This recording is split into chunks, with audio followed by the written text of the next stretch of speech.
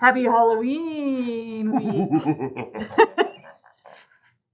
Here we are from the beautiful Upper Peninsula of Michigan, coming to you with some scary treats or scary tips. Tips, tricks, treats. Tricks and treats for your Halloween business. I don't know. Whatever. We just wanted to have some fun with. Are you scared? Yeah. I can't breathe. We might have to take off the masks to finish this episode. Yeah, we'll see But how we it want goes to, we have some tricks and treats for you about cybersecurity. So we wanted to share with you so that you don't have any scary monsters in your networking systems and hardware or whatever.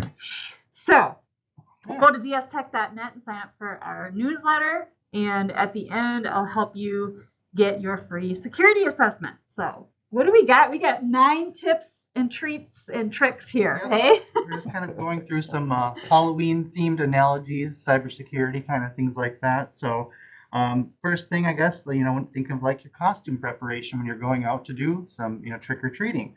Just like dressing up for Halloween, cybersecurity does begin with preparation. You don your cybersecurity costume, which is like your firewall, your antivirus, software encryption, strong passwords, password manager. All these are the different tools that you use to kind of like fight off the digital world. Well, it's kind of like preparing your costume. It's the same thing. You got to have a mask, maybe a costume. Maybe you have your lines for when you're going up to the houses, things like that. But you just kind of all in preparation.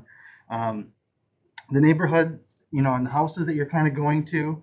So the internet is just like a massive neighborhood. It's got countless houses, which is basically different website servers and things like that. So some houses are safe and they're full of treats, like legitimate deals or, like going to Amazon, going data, shopping for things our like treats. that. Yep. There you go. Like we know Amazon.com is a place we can go, right? Yep. Where others may want tricks, malware phishing, where they'll have, oh, come here, we'll give you a full candy bar, and you show up and they just give you an apple and you're all mad, right? It's like, what is the swap, So just make sure you're not getting phished.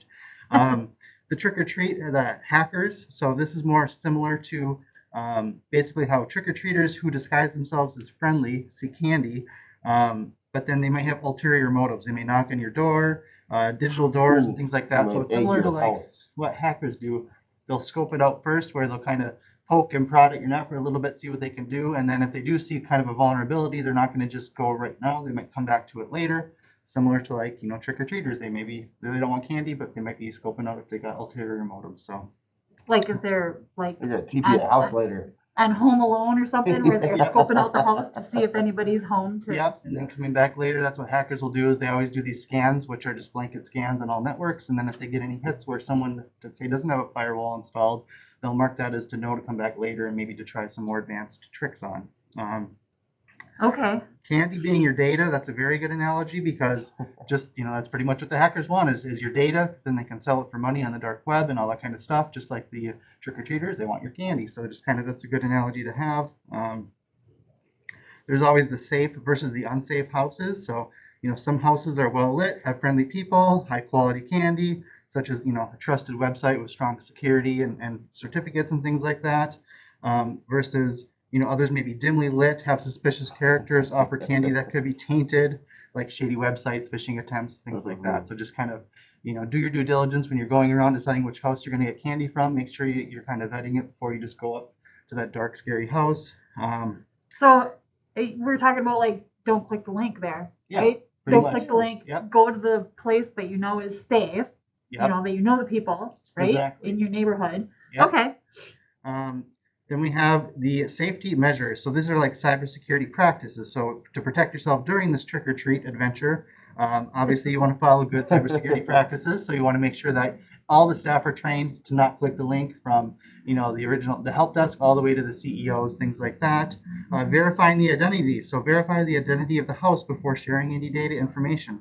Just like accepting candy from strangers. You want to make sure it's a trusted house, it's in a neighborhood, things like that. Same thing, if you get a weird message in your email that says, hey, your Amazon package is late, click here to update your shipping information. That doesn't make sense. Go directly to Amazon itself, log in, check it there, and then make your adjustments if needed. This talks about using strong locks. So like, strong, robust passwords, two-factor authentication are kind of like your virtual locks.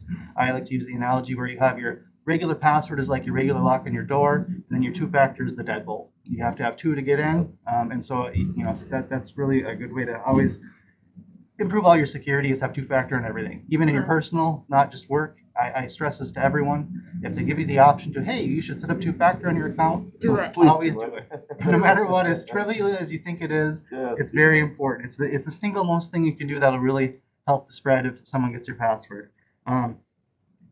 Secure your loot bag. So keep your devices and software up to date, patched to prevent hackers from gaining access. So maybe you go around and you collected all this candy from all these houses, and for whatever reason you decided to leave your pillowcase full of candy in the corner for a night. It's probably going to be gone because someone's going to kind of take that bag and probably not be so great with it. So same thing, keeping your data software up to date, patched. We kind of manage a lot of that if you have our services where we'll check your firewalls, update the firmware, the Windows patches, software patches, all that kind of stuff. The world is getting more and more connected with more and more security patches. It's constantly wrapping up. So just making sure that that's taken care of is always very important. This one talks about tricksters and guardians. So there are both tricksters, which are like hackers stealing your data. And then there's guardians, like the cybersecurity professionals who work tirelessly to protect your digital neighborhood. So similar to like you might have, like a neighborhood watch going out with a camp, things like that. That's kind of what we do as your security is we're looking at your network. We're looking at everything, making sure there's nothing fishy going on. If we see something going weird, that's like, you're not here, then, we'll kind of step in and maybe stop that and just kind of be your neighborhood watch for you. And then, returning home safely. So after a successful night of trick-or-treating, online activities, you return home safely with your candy, your data, your purchase from Amazon, your business, whatever you were doing. Thanks to the cybersecurity precautions you were following, you're safe. You didn't click a bad link, and all that kind of good stuff. So, basically, the idea of just couldn't handle it anymore. No, I was just thinking, you know what? I don't know if the people will trust Oh. these people. Oh, yeah. Oh. So, maybe you should make sure you go online and when you go to those websites, know that they're not masked. Verify the identity. Right? Yes. Verify their Oh. identity. Oh, where are you going? You discovered the hacker. Oh, Uh, he's the hacker.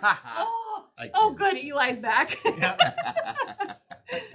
So, But yeah, that's about all I had, is just kind of doing some silly themes of like how, Halloween theme can be like your cybersecurity, but it's just the same stuff we stress. We may repeat it, if you watch these every week, you might hear the same stuff again and again, but that's you just can't because emphasize it enough. the same stuff is what It- keeps working. and what exactly, people keep getting so. in with. So, if you have any questions about the security state of your network, or you want to implement some neighborhood watch on your network, or get a hold of us, please, we're more than welcome to do a scan and do initial poking of the holes and see where you're at and maybe help you become better in your security posture. So. Yeah.